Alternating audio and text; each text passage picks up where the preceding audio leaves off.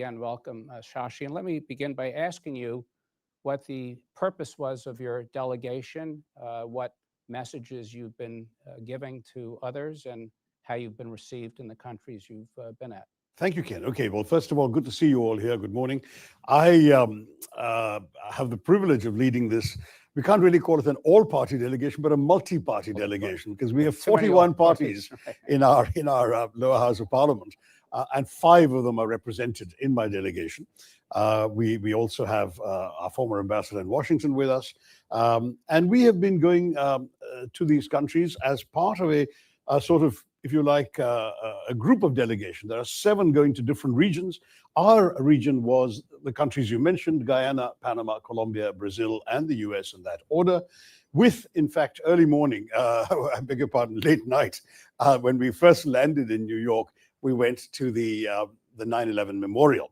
And that, I think, set the tone for the trip, because we wanted to situate this problem right there in solidarity with victims of terrorism from around the world. As you remember, in 9/11, a lot of nationalities lost their lives. And for us, that became then a sort of leitmotif of our travels. Our message everywhere, and 3 of the countries I mentioned to you are Security Council members, either current or proximate next year. Panama being next year. And then the situation, I beg your pardon, Colombia being next year. Panama and Brazil and Guyana already on it.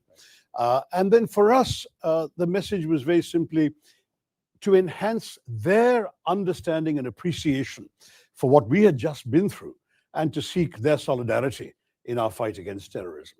And there, I can tell you, Ken, we got literally everywhere an enormously positive response. The one country where there had been a setback is too dramatic a word, but there'd been an unfortunate statement issued during our operation against the terror attacks, was Colombia, which had surprised everybody by issuing a statement of heartfelt condolences for the Pakistani victims. When we sort of situated matters in context and explained exactly what had happened, and in particular, the fact that our initial strike was purely retribution, and we didn't touch a single civilian target, government target, even a Pakistani military target. We just hit terror camps of designated terrorist organizations whose addresses are known, whose names are on the UN list, as well as the State Department's terrorist designated list. When we explained all of that, they withdrew their statement. And that, I think, in the end, was a useful win for us. But that small little sort of wrinkle apart, it's been, I must say, very positively smooth sailing everywhere else. We've been meeting everywhere, the executive branch, government officials, legislators, think tanks and policy wonks, media, and through the media, the general public. Public diplomacy element to this as well as. And everybody, I mean, right across the board, has been supportive. It's been our team is multi-partisan, as I said, but so has been the response. We've had people in government and opposition in all of these countries saying to us how much they appreciate what India is doing and how much they support India's right to defend itself against terror. Has India done this sort of outreach in the past, and how is this similar or different from that? Well, there was a similar outreach conducted under Prime Minister Manmohan Singh after the 2008 Mumbai terrorist attack. And that really was, as you remember, horrendous. It was 170 people killed in a protracted terrorist assault over 3 days in 5 locations in Mumbai. That was a terrible terrorist attack, and we went around the world. I can't say we because I wasn't in that, but the all-party delegations did the same thing. There'd been a couple of other precedents for the sort of demonstration of national unity and resolve, where just as my own delegation has 5 political parties, 7 states or 8 states represented in its 8 members. 3 religions. I mean, we've really showcased, if you like, the unity in diversity of India. I would say that very similarly, in the past too, governments have sought to convey through opposition voices their national resolve on issues. Indira Gandhi in the 1971 war sent out some of her foremost critics. What became the 1971 war, ahead of the war, to explain India's concerns about the Bangladeshi refugees in India. 2008, I mentioned. In between, in 1994, our then Prime Minister invited the leader of the opposition to lead the Indian delegation to the UN debate on Kashmir at the Human Rights Commission in Geneva. So we've had such precedents before. And I would say that in many ways, it's a good reflection on Indian democracy. That old line about, your political differences stop at the water's edge is true for us too. Once we cross our borders, we are one. We have our quarrels with the other side, and we'll settle them at home. We don't need to, that doesn't affect our perception of national interest and national security. To what degree did your discussions focus primarily on the terrorist incident or also on the responses and the quick escalation of the fighting? Because I want to get into that with you as well, but I'm curious whether that was covered. Sure. Well, I mean, Ken, the terrorist incident speaks for itself. It was a horrific incident, an atrocity that many of you must have read about in detail, where these terrorists came, innocent holiday makers on a tourist trip, and they asked people their religion, shot them in cold blood between the eyes, the men leaving, killing them in front of their wives and children. And when one sort of desperate woman screamed out in despair, "Shoot me too," she was told, "No, you go and tell them back in Delhi." That was sort of, "Go and tell Modi," I think was the line. That's the sort of cold-bloodedness and cynicism behind this terrorist assault. It was not some sort of random terrorist incident. It was meticulously planned and absolutely cruelly executed. So with all of that, the anger in India was palpable.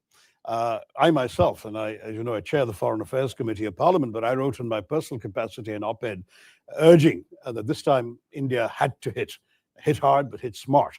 And I think that's exactly what the government did. It decided, it took a couple of weeks, it took aim at 9 terror sites, as I mentioned a little earlier. These sites were so precisely chosen and attacked that there was no collateral damage. But even then, they also did it at 1:05 to 1:30 at night. So there wouldn't even be the slightest risk of civilians around if there was anything going awry. They then sent a signal to the world, the very next morning press briefing, and also to the Pakistanis. As far as we're concerned, we're done. We just wanted retribution against the terrorists. We've avoided any of your sites. We haven't tried to hit you or your country. So as far as we're concerned, we're done. But if you hit back, we will have no choice but to retaliate. In other words, the burden of escalation was entirely left to the Pakistanis. We had absolutely no desire to have this seen as the opening salvo in a protracted war. We weren't interested. I mean, Ken, you've been ambassador in India. We're focused on our development, on our growth story, on investment, on IT, on pharma. All of this stuff is what's occupying our minds and our mind space. We really don't have time to be distracted by war and conflict. But we felt in this particular instance, we had no choice. We had to exercise our right to self-defense, or they'd believe they could just walk across the border, kill people with impunity and go back again. So we really had to show them there would be a price to pay. That was the logic of what we did. Pakistan chose to retaliate, and rather irresponsibly. That is, they had indiscriminate artillery shelling across the line of control and across the border. They killed, unfortunately, people in a Sikh temple, a Gurudwara. They killed nuns and worshippers in the convent of the Carmelites of Mother Mary. They ended up hitting people in their homes, on the streets. 19 killed, 59 in hospital with grievous injuries. So India again said, you hit us, we're going to hit you back. And we hit back as well. And this went on for 88 hours. I don't want to tell the whole story, but at the very end of it, on the final night, which was the night of the 9th and 10th of May, our first attack was the night of 6th and 7th of May. So at the end of 88 hours, we ended up hitting 11 Pakistani military sites. These were military airfields. And there are sort of publicly available satellite pictures, not Indian, but from any commercial satellite, showing craters on the runways, buildings damaged and subsequently demolished by the Pakistanis because they couldn't be rendered operational anymore. So extensive damage was done. And at the end of all of that, the Director General of Military Operations from Pakistan reached out to his Indian counterpart and said, we are ready to call it off. And we said, we've been telling you every day, you stop, we stop. You hit, we hit. It's as simple as that. So you're stopping, we'll stop. And that was the end of that. 88 hours. Very, very sad, frustrating. We didn't want this. We didn't want a conflict. But terrorism has to stop.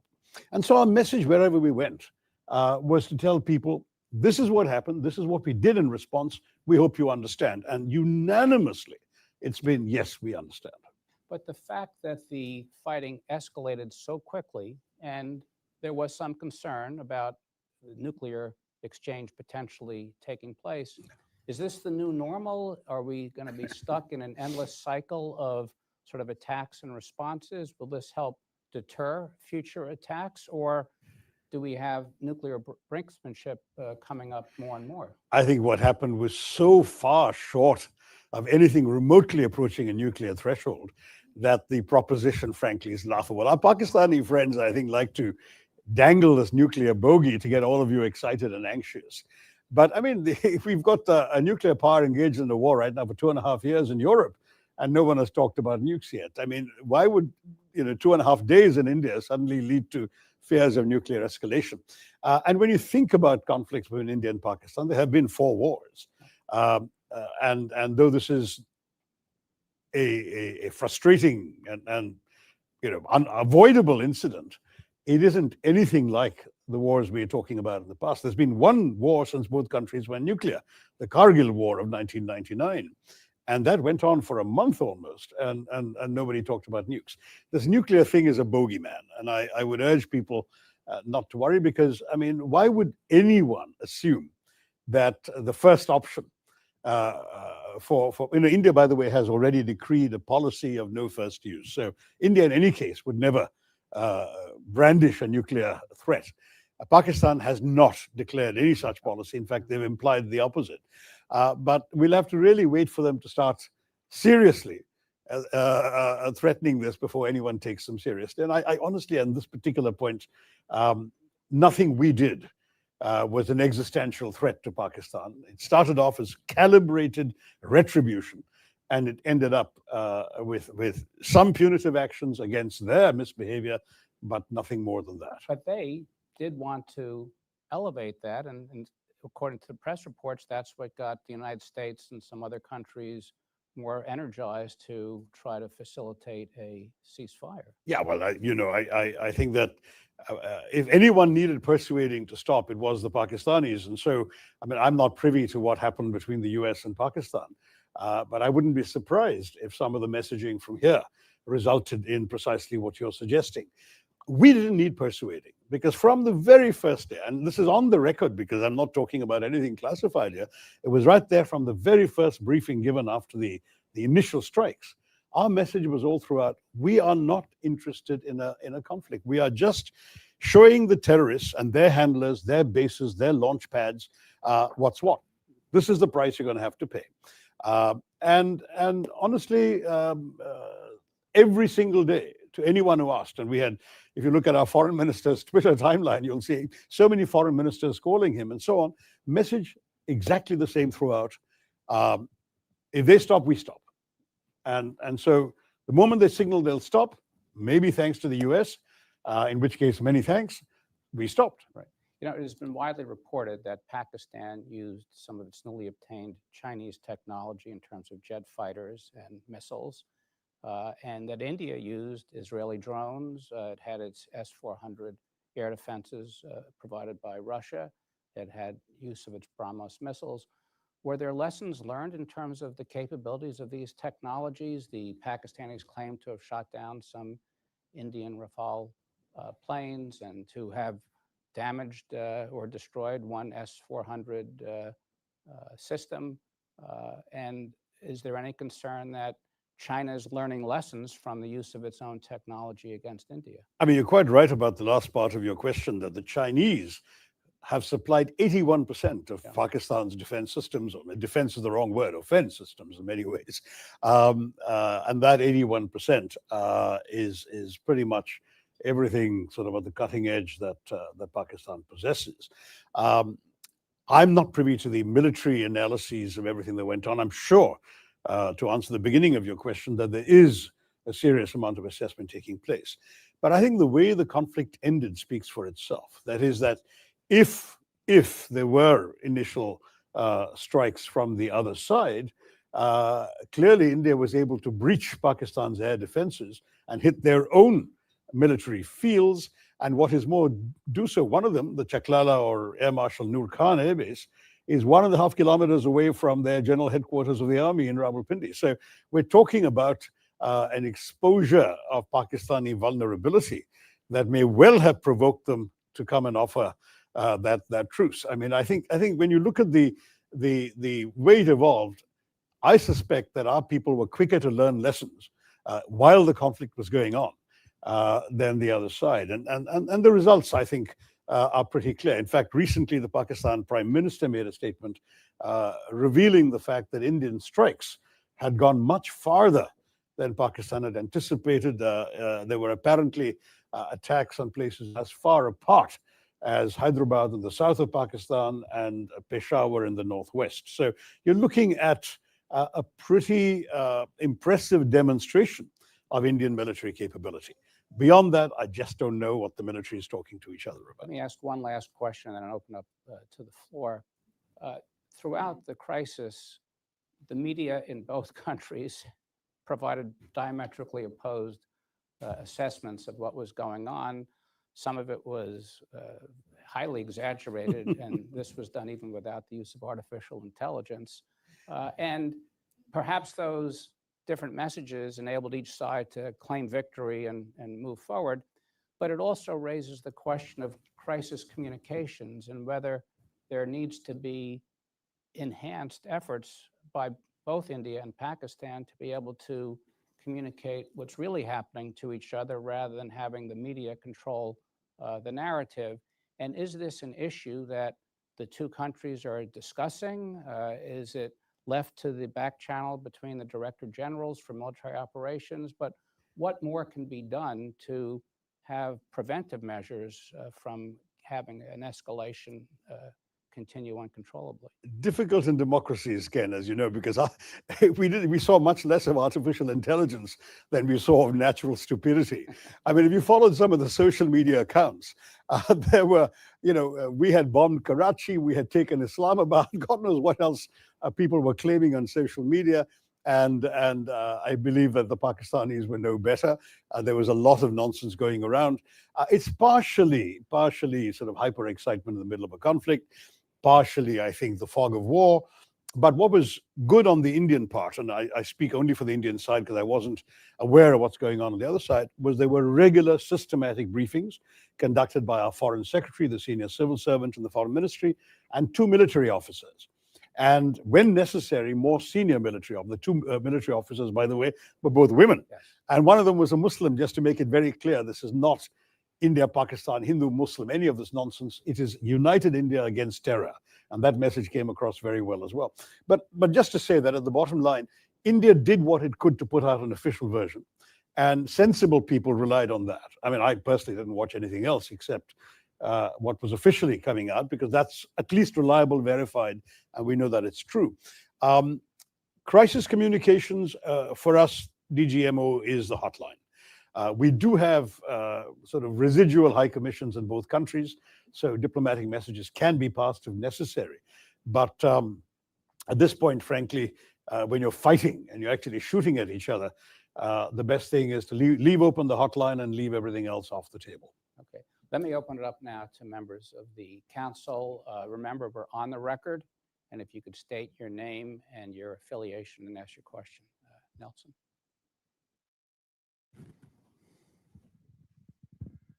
Good morning, and thank you for being here. Nelson Cunningham, formerly with the State Department, formerly with McClarty Associates. It's good to see you again. Good to see you, Nelson.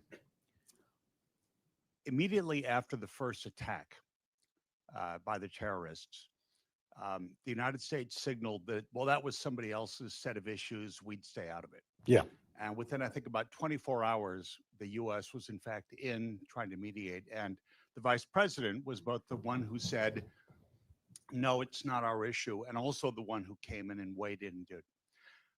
Is it helpful from the Indian perspective, from the other country perspective, is it helpful to have the United States available as a mediator, as a broker, as a transmitter of signals, or should we just stay the heck out of it and let the rest of the world sort things out? I would never presume to tell the U.S. to stay the heck out of anything it wants to get involved in, but mediation is not a term that we are particularly willing to entertain. I'll tell you why, Nelson. I mean, the fact is that this implies, even when you say things like broker or whatever, you're implying an equivalence which simply doesn't exist. There is no equivalence between terrorists and their victims. There is no equivalence between a country that provides safe haven to terrorism and a country that's a flourishing multi-party democracy that's trying to get on with its business. There is no equivalence between a state that is a status quo power that just wants to be left alone by its neighbors where the neighbors don't agree with us, and a revisionist power that wants to upset the geopolitical arrangements that have existed for the last 3/4 of a century. There is no equivalence possible in these cases. And in these circumstances, to suggest that you can mediate between two unequals is not possible. Then how would you characterize the American role, and was it useful and helpful? I'm guessing to some degree, Nelson, that the American role would have been, first of all, to keep themselves informed with conversations with both sides. And certainly my government received a number of calls at high levels from the US government, and we appreciated their concern and their interest. At the same time, they must have been making similar calls at the highest levels to the Pakistan side. And our assumption is that's where, because that's the side that needed persuading to stop this process, that may well have been where their messages really had the greatest effect. But that's guesswork on my part. I don't know what they said to the Pakistanis. Dov? It's good to see you again, Dov Zakheim. Question for you. You mentioned, actually, I think it was Ken who mentioned the drones. Yeah. Given what Ukraine just did to Russia, is there any sense in India that there may be a need for a different way to think about strategic posture? Sir, again, as I said, these are things the military is thinking about. I mean, all I can say is that the world of warfare has been changing dramatically since the beginning of the Ukraine conflict. And increasingly, the use of drones, for example, it's striking that neither country actually crossed over into the other's airspace at any stage of these 4 days. Everything is being done from a distance now. Drones, missiles, technologies have moved quite significantly.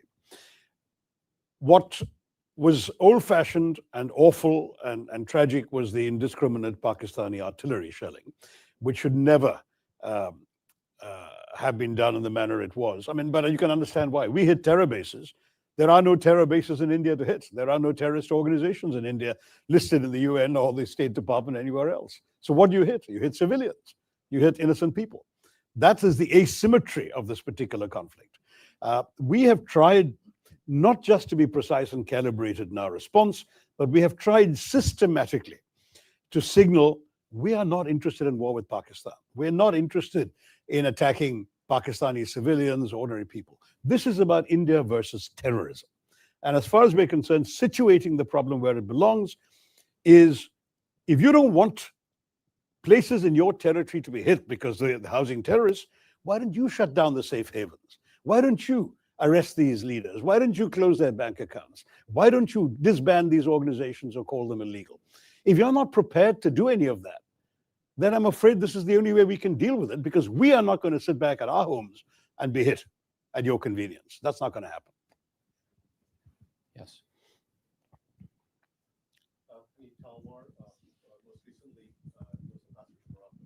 Sorry, I didn't hear you very well. Do repeat that. Puneet Talwar. Yeah, Good to see you again. Good to see you Most again. recently, U.S. Ambassador to Morocco.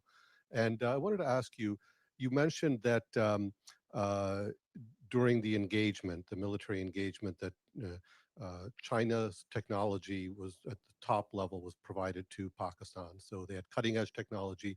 You managed to penetrate that. So I want to just press you a little bit more on that. Is the sense in the strategic community and top level politicians like yourself that India stacks up just fine against Chinese technology, or is there some sense of concern or reassessment going on in a serious way about where this leaves India relative to China? Puneet, I think, frankly, the reassessment took place while the fighting was going on. In other words, when we saw what the Pakistanis were attempting to do, using, as you say, Chinese technology, there's supposed to be something called a kill chain that the Chinese specialize in, where the radar, GPS, planes and missiles are all linked together and they react instantly. All this is stuff I'm reading in public military analyses. It's not something I've got from any classified source. But when we saw that, we simply did things in a different way. Otherwise, we wouldn't have been able to hit the 11 airfields, and we wouldn't have been able to breach the Chinese supplied air defenses. So it's clear that assessments were taking place while the fighting was happening, and we were recalibrating our strategies in order to end as effectively as we were able to end. So that, I think, is the short answer. The longer answer, I'm afraid, only the military can provide. You and I have been at various ends of the policy spectrum in your country and in mine, but we haven't really been sitting in military headquarters. So I'll take a pass on how much further we can go on that. By the way, on the Chinese technology, I may have slightly misspoken, because my understanding is, for example, the aircraft given is the Chinese J-10, whereas the Chinese themselves have a J-20, which is apparently one or half a generation newer. And who knows if they'll supply that. I mean, the fact is China has immense stakes in Pakistan. The largest single project of the Belt and Road Initiative is the one in Pakistan, the China-Pakistan Economic Corridor. So we have no illusions about the degree of commitment that China may well be feeling towards Pakistan. Samir?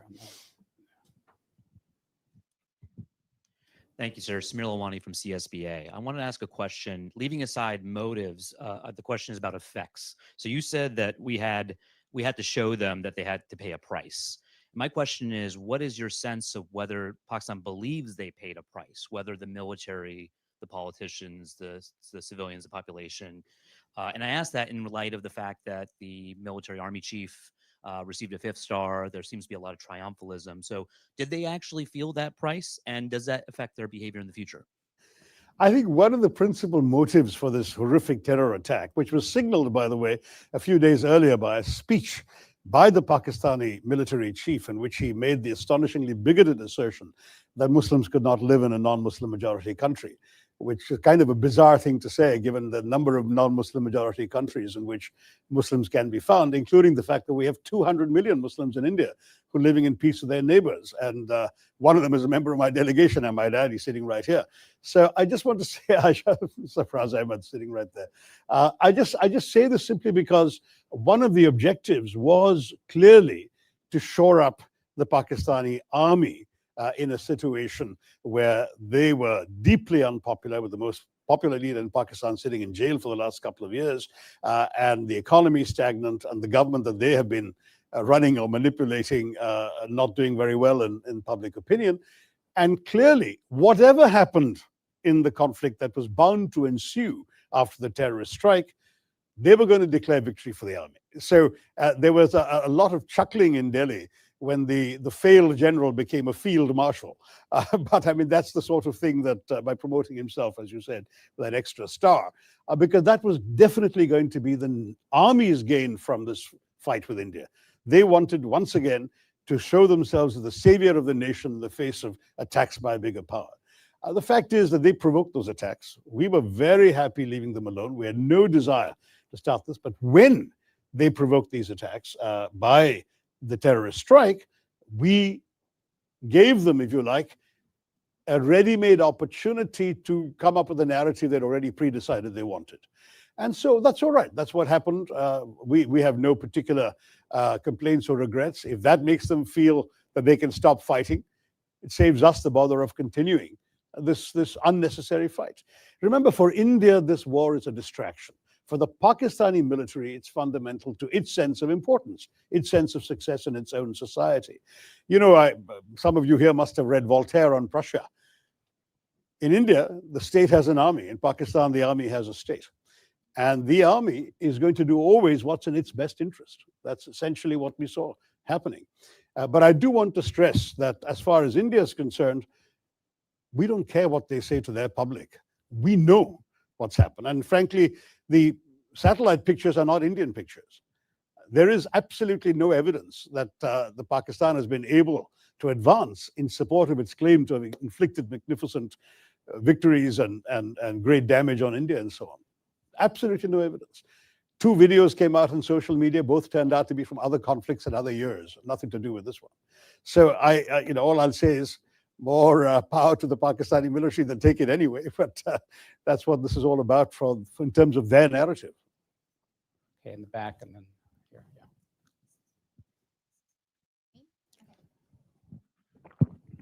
Hi, Maureen Ahmed from State Department. I've covered South Asia and India in the past, asking a question in personal capacity. Lots of Pakistan stuff, so stepping back a bit in the South Asia region writ large. Lots of different changes on political landscapes in Bangladesh, Sri Lanka, Nepal.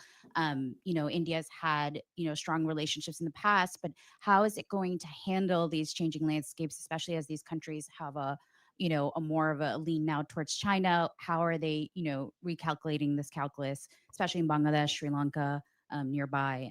So would love to hear your perspective. That's a vast subject, young lady. I think we'll really have to do an entire seminar on that. But I'll start off with one simple proposition, that we have the sort of same kind of big country in the neighborhood problem that the US has had for ages. I don't know how many of you remember the Mexican president, Porfirio Diaz, saying, "My poor Mexico, so far from God and so close to the United States." I mean, many small countries in our neighborhood are bound to have the sort of feeling about being so far from wherever and so close to India. So China does come in and play a role. I mean, there's no doubt about that. They've all reached out. China can be a fairly munificent supplier of funds. Very often they are loans and not grants, and some of them involve unsustainable debt obligations on the part of the recipients. And so, yes, I mean, you've implied there are certain issues we need to address. We will, but it'll take too long to give you a short answer, other than to say that the neighborhood is of great importance to us. We as a country have always appreciated the fact that when we sit around the table with our neighbors, we account for 70% of the landmass and 80% of the GDP. I mean, we have a responsibility to care for the well-being of our neighbors, and we are conscious of that. In fact, we were trying to make a go of the South Asian Association for Regional Cooperation, but Pakistan obstructed that on the grounds that they could not have these relationships blossoming as long as they had a grouse with India. And unfortunately, the South Asian Association worked on consensus, and so nothing could get done. India still has now revived another sub-regional organization called BIMSTEC, the Bay of Bengal Initiative, which does not include Pakistan, and sadly doesn't include the Maldives either, because they're to the west of the Bay of Bengal, but all the countries to the east, including Thailand and Myanmar, are part of this initiative. So it's not that we are in any way backing off from regional cooperation. We want it, but there are specific challenges, and we'll take too long to discuss them, but we can go country by country at some point. I'm sure my colleagues at the Indian Embassy will be happy to help a State Department person on that.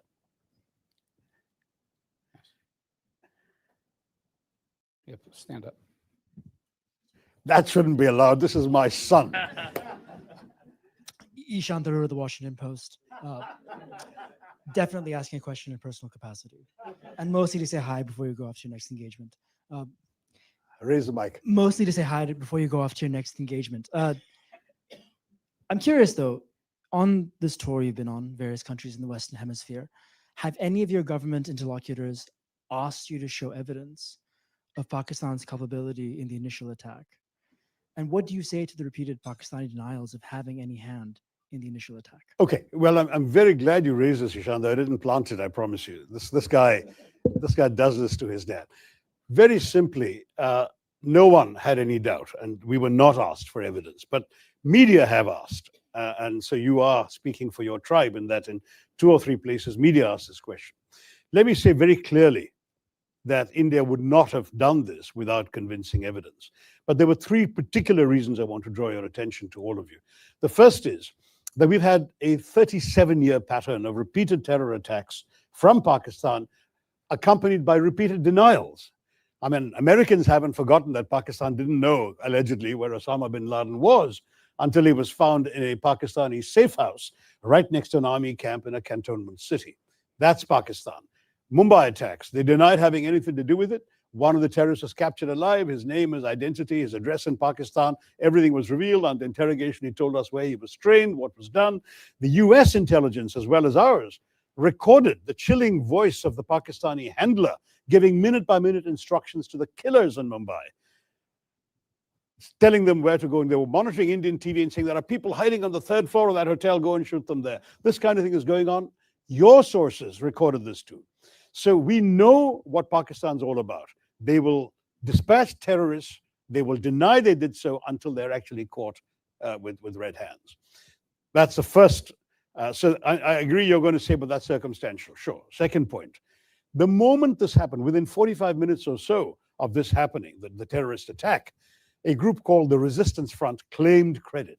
Who are the Resistance Front? They're a well-known proxy front of the Lashkar-e-Taiba, a banned organization listed by the United Nations, listed by the US State Department, which enjoys safe haven in the town of Muridke in Pakistan. The Resistance Front, evidence about the Resistance Front and its doings was presented by India to the UN Committee on Terrorism in December 2023 and repeatedly again in 24. But the problem was, of course, Pakistan too is a member of that committee. The Resistance Front was not listed by the UN, but its identity was known and publicized. These people then claimed credit within a time span. There were no media present when these killings took place. Most of the world hadn't even learned about this when they claimed credit. So that was itself a smoking gun. They repeated that claim 24 hours later. And having repeated that claim 24 hours later, then their handlers must have woken up to the gravity of this and told them to take it off their site. So they did. But the fact is, the credit claim was on record and the world has seen it. Third, when the first strikes happened on the terrorist camps, funerals were conducted, including for members of some of the key organizations, the Jaish-e-Mohammed in particular, and the Lashkar-e-Taiba. The funerals were conducted and photographs have emerged on social media showing Pakistani generals and police officers in uniform attending these funerals, being conducted by relatives of these terrorists. So we're looking at three concrete pieces of evidence as far as India is concerned. But finally, I can add to the mix, we also have intelligence services. They have been studying very carefully these terrorist attacks. They have identified at least 4 of the 5 perpetrators, and they know who they are. In fact, I'm told, and I don't have access to the direct intelligence information, but I've been reliably informed, they know that 2 of them are Pakistanis and the other 2 were locals who had exfiltrated, is the term, out to Pakistan for training 10 years ago and clearly were sent back for this mission this time. So it's on the basis of all of this put together that we said, we know who did this and we will take action. And that's exactly what we did. I can assure you India is not the kind of country that would undertake a military operation without very solid basis for doing so.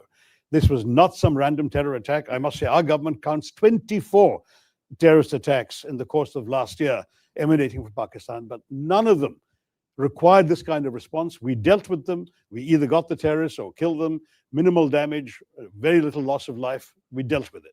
This showed all the hallmarks of a sophisticated, planned, deliberate operation with reconnaissance, with intelligence work, with a modus operandi worked out, this cynical exercise of asking people their religion, shooting them between the eyes. This is not an ordinary terrorist, some bearded fanatic blowing himself up outside a supermarket. This is not that. This is a serious quasi-military style operation, and it required a military response.